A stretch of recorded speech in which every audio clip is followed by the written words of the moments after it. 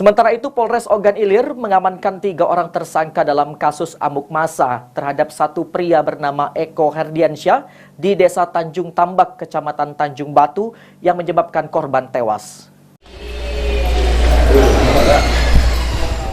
Inilah 3 tersangka kasus amuk massa terhadap korban Eko Herdiansyah yang diketahui telah mencuri motor di Desa Tanjung Tambak, Kecamatan Tanjung Batu, Ogan Ilir beberapa waktu lalu.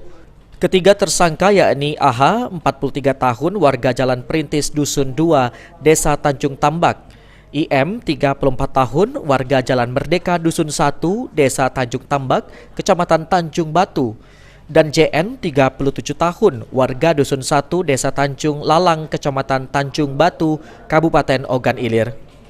Kapolres Ogan Ilir AKBP Andi Basorahman mengatakan 3 tersangka memiliki peran masing-masing saat melakukan aksinya, di mana dengan melakukan pemukulan terhadap Eko Herdiansyah yang diketahui mencuri motor dan meninggal di tempat kejadian. Dan penganiayaan, ya, dari saksi yang ada, kemudian adanya video, ya, ini salah satu alat bukti.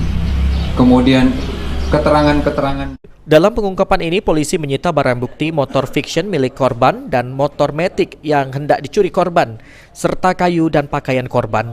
Oleh polisi, para tersangka sendiri dijerat dengan pasal 170 KUHP dengan ancaman maksimal 12 tahun penjara. Ahmad Romawi, PAL TV.